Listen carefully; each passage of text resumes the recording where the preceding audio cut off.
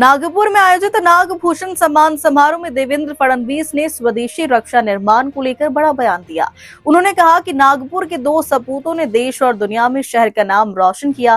फडणवीस ने उद्योगपति सत्यनारायण नुवाल के प्रयासों की सराहना करते हुए कहा कि निजी क्षेत्र के लिए रक्षा क्षेत्र में प्रवेश कभी आसान नहीं था। पहले आयात लॉबी इतनी मजबूत थी कि ऐसे प्रयासों को रोका जाता था, लेकिन अब स्थिति बदल रही है और भारत आत्मनिर्भर बन रहा है।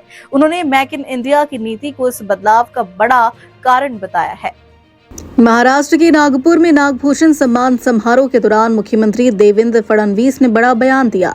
उन्होंने कहा कि आज का दिन नागपुर के लिए गर्व का विषय है। दो ऐसे व्यक्तियों को सम्मानित किया जा रहा है जिन्होंने शहर का नाम विश्व स्तर पर ऊंचा किया।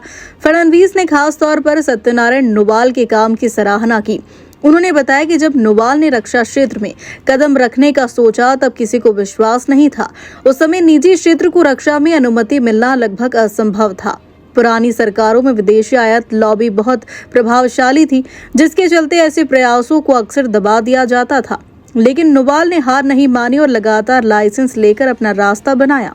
उन्होंने कई क्षेत्रों में अपनी अलग पहचान बनाई। मुख्यमंत्री ने कहा कि नरेंद्र मोदी के आने के बाद मेक इन इंडिया को बढ़ावा मिले है। इससे देश के उद्योगपतियों को नई दिशा मिली। रक्षा क्षेत्र में भी धीरे धीरे उदारीकरण शुरू हुआ, जिसका फायदा उठाकर भारतीय कंपनियों ने नई ऊंचाइयां हासिल की। फडणवीस ने दावा किया कि अब भारत दुनिया के बेहतरीन हथियार बना सकता है। यहाँ तक कि ऐसे वॉरहेड्स भी विकसित किए जा रहे हैं जिनकी कल्पना भी दुनिया नहीं कर सकती। उन्होंने कहा कि कई ऐसे प्रोजेक्ट्स पर काम हो रहा है जो किसी अन्य देश के पास नहीं है। 65 लाख रुपए के निवेश से फिर अपनी एक कंपनी शुरू करते हुए आज वो कंपनी कहां तक पहुंची है, ये आंकड़ा मैं बता सकता हूं लेकिन गिन नहीं सकता। और ये मात्र उनकी मेहनत के कारण वो कर पाए। और विशेष रूप से मैं इसलिए ये मानता हूं कि उनका कार्य बड़ा है। जिस समय डिफेंस में आने का उन्होंने विचार किया,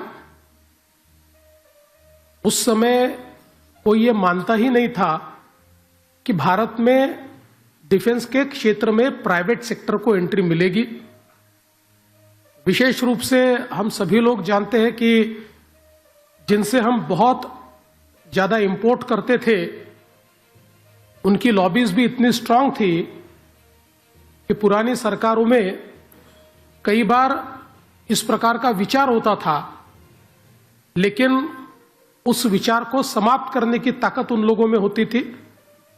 और उसके चलते ऐसे जहां पर सामने कुछ दिखाई नहीं देता हो, मंजिल क्या है पता न हो, बावजूद उसके दृढ़ता के साथ नुवाल जी ने यह निर्णय किया और फिर एक एक लाइसेंस लेते हुए और अलग अलग प्रकार से उन्होंने अपनी एक जगह बनाई।